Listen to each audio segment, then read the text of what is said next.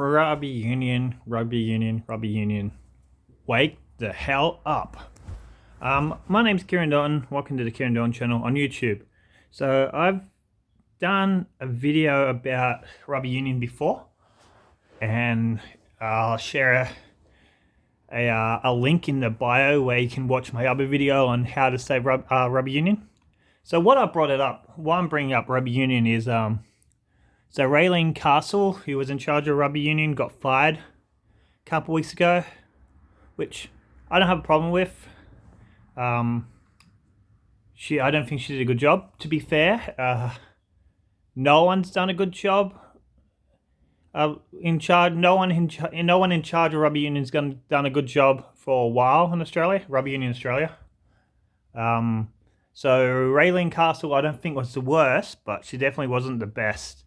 And a lot of people, I don't know, saying it's sexism and stuff of her getting fired, which I don't know. I don't think so. I think rugby union's a sinking ship, and they're just trying to patch the holes. But when they patch holes, more holes come. Rugby union in Australia is in a bad way at the moment. They're a fringe sport. A fringe sport. You know, the TV viewing's down. The audience, like the crowd attendance, is down. The Wallabies are getting smashed. And apparently they lost their TV deal with Foxtel, which would be a massive blow as well. I mean, there are some positives in rugby union, like the Brumbies almost made it to the grand final last year, and Michael Hooper is great. He's the heart and soul of rugby union. He tries 100% every game, and he always tries to find a positive. But yeah, it's just not good at the moment in rugby union. I mean, I think they're worse than the A-League, but the A-League's also run pretty badly. But yeah. Now with COVID-19 around and all the travel bans, so they can't go overseas to play, they're talking about doing a domestic competition, which should be that should be what they're doing anyway. I say it all the time. Get the hell out of Super Rugby. South Africa and New Zealand are just too strong. They're just going to win the comp nearly every year. And the Jaguars from Argentina are getting pretty good. It's the main sport in those countries. Well, Argentina's soccer, but South Africa and New Zealand, it's the main sport. You just can't compete with it, and must cost a lot of money on petrol flying to South Africa and Argentina.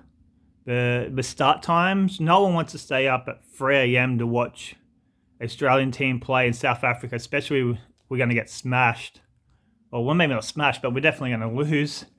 And rugby, Super Rugby, they're just they're too cutthroat. I mean, the Sunwolves from Japan are kicked out of the competition next year.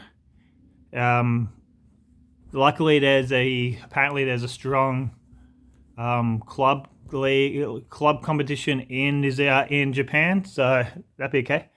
They made Australia get rid of the Western Force, so to reduce the teams in Australia to 4. I would have kept the Force and got rid of the Rebels, but yeah. And that's just one of the reasons why the Wallabies aren't going too well. There's only 4 teams to choose from, less players. Selecting Robbie Deans as coach of the Wallabies was a bad move as well. One, he's in New Zealand, so you don't put one of our greatest rivals in charge of the team. And he also did that stupid rule where if you played in England or Europe, you couldn't play for the Wallabies. So you had players like Matt Giddo, who had like still stuff to bring, and he wasn't selected for the World Cup just because he wasn't playing in Australia, which is stupid. But yeah, they're talking about a domestic league, which is good. That's what they should be doing. To me, the best rugby union in Australia is the Shute Shield, the New South Wales Cup. Apparently the Queensland competition's pretty good as well, but I don't see too much of that. But the Shute Shield's good. It's really fast flowing. It's almost like rugby league, which is always good. And a lot of games are on in the daytime, which is also good as well. And they don't do like. The thing about Super Rugby is there's so many rules that they could fix up, but they won't do it. Like they put a stop clock on the scrum. Do something about all the kicking. The kicking's so crap. No one wants to see the kicking. I don't get it. You need to score a try. You got unlimited tackles, so you need to score a try. So you kick the ball down the field and give the opposition the ball when you need it more than them. And I asked someone why they do this, and they go, "Oh, they kick it so there's a chance that the fullback and the other team will knock on and you get better field position." And I'm like, "Yeah, but how often do they knock on?" And they're like, "Oh, not too often, not too often." See, if we have a domestic competition, we can kind of tweak our own rules and have a shot clock on the scrum and maybe do something about the kicking. I don't know.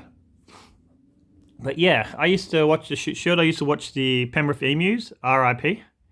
Boy, they're not around anymore. I used to watch them because the stadium was walking distance from my parents' house. So I'd go there. It only cost like $5 or $10 to get in. I could have a couple of drinks because I'm walking home. I don't get drunk.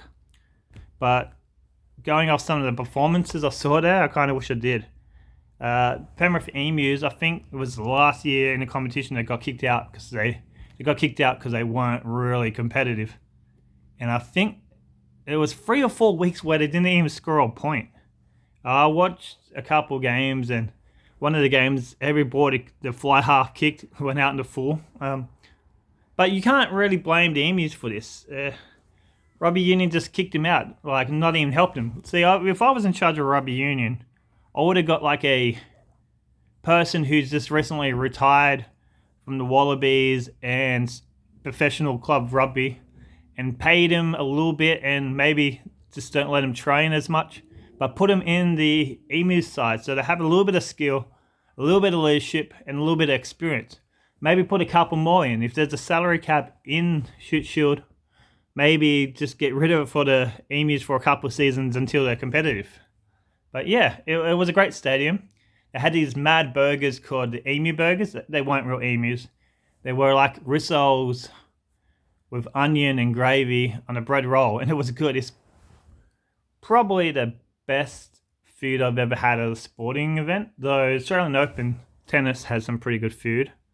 But no, I'm gonna say it's probably the best food I've ever had at a sporting event. I'm gonna give Rugby Union a positive there. Well, the Penrith Emus there, RIP. When they got kicked out, there was a little bit of uproar, and the league, Rugby Union Australia, said, "Oh, we're going to bring them back." No, that's cool. But that was a few years ago. They're not back. I feel like that dog in Futurama waiting for Fry to come home, and Fry doesn't come back, and the dog eventually just drops dead. That's what I feel like, waiting for the Emus to come back. And Parramatta, which is the other Western Sydney team, they're not going too good either. They're not getting any help. Western Sydney is like the sport hub of New South Wales, especially Penrith. People in Penrith love sport. So if you had another competitive team, people would watch it. I myself am a member of Penrith Panthers, member of the GWS Giants, both male and females, member of the Sydney Thunder, which is also male and female, Sydney Kings, and Brighton Sydney University Flames, which is the female basketball team. And I watch Blacktown FC a bit. I like New South Wales League better than the A-League. The A-League's pretty boring to watch, but Blacktown FC is the team I go for in that. So yeah, and I would watch the Rugby Union if it was still around, unless it clashed with GWS games and Penrith Panthers games. But yeah, we have our own domestic comp as well. You could also choose when the games are on, and you would start maybe at the beginning of February, so you got momentum before Rugby League starts.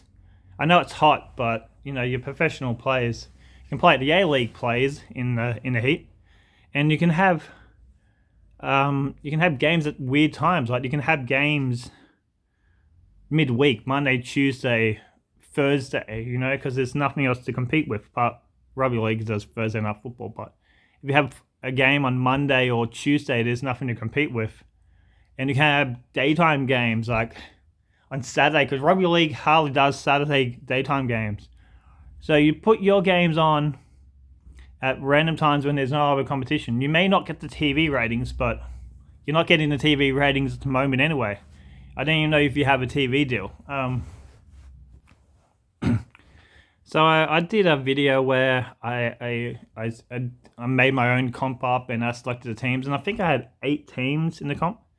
But now I think maybe they should do a 16-team comp. You know, that's 16 teams to choose players from, and plus players in Europe.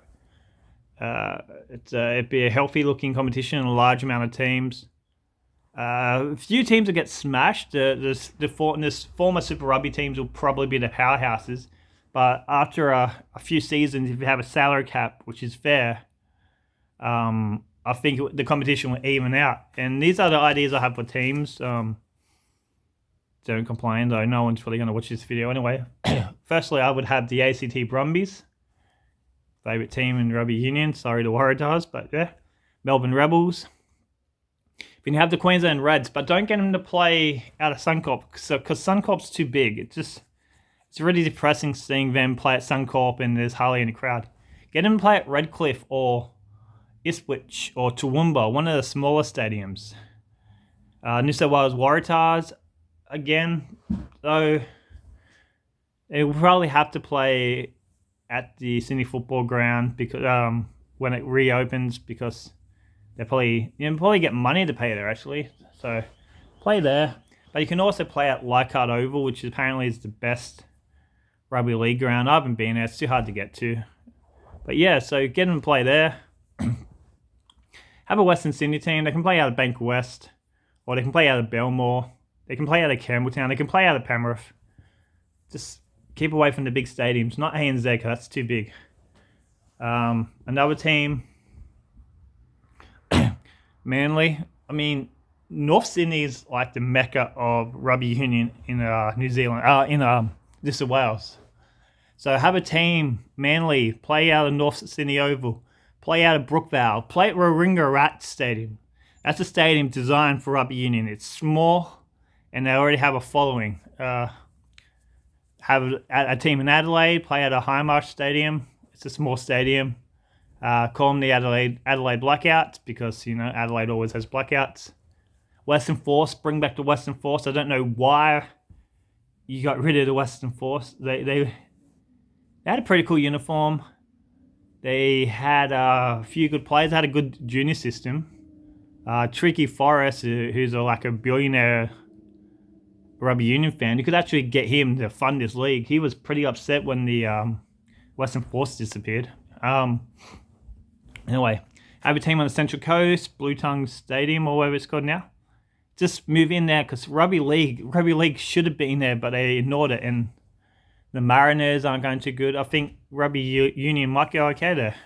Tasmania's crying for a sports team. Give them a Tasmanian team, maybe Tasmanian Devils or something.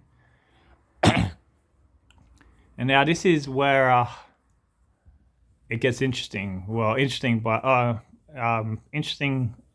I mean, controversial. So, Tamworth has a team in that other weird rugby union competition they do when the Super Rugby finishes. So, yeah, and it might be okay. So give them a team. Give Queensland Country a team. I don't know very many Queensland Country towns, so whatever one with the biggest population, give them a team. Bonds University in Queensland, give them a team. They carve up every year in the domestic comp, like the Queensland comp. So give them a team. Sydney University, give a team as well. University is real big for rugby union. Then Eastwood and Randwick, the two teams who have been like legend of the Shield for as long as I can remember. Give them a team. Again, they have stadiums, they have a culture, they have fans, they have players, they have pretty cool jerseys. So give them a go, and that's about it. That's my plan for rugby union, you know, because something has to be done. I don't think rugby union would disappear totally. Like, I don't think it would, but it definitely needs help. I don't, like, it's going to go bankrupt, but I think it will be able to bounce back. But I don't know if it will be the powerhouse that it was in the 80s and 90s. Yeah, I mean, they're saying 16 teams. They're saying there's a player drought. I don't think there's a player drought. I just don't think there's players out there who's got an opportunity to play. And if you have a 16 team domestic comp, then we'll get an opportunity. There's heaps of private schools that play rugby union. Kings. That's the only one I can think of. I haven't done research. I'm winging most of this. That's why I made a few mistakes. But yeah, there are people playing rugby union, and you could always sign people from the Pacific Islanders, like islands like Fiji and stuff as well. And maybe, I don't know, I'm not really a fan of it, but you could get a couple of rugby league players, probably reserve graders. I don't think any big stars from rugby league will go to rugby union anymore. Like, I don't think you're going to get a Wendell Sailor or Lottie Takiri or Matt Rogers or Brad Fawn. I don't think you're going to get any of those type of players. But you might get a player in reserve grade who's played a few first grade games but just can't crack the squad. Yeah, that's my video. It's a long one, so most people will probably zoom out after 2 minutes, if that. Thanks for watching. I'm Kieran Dorton, out.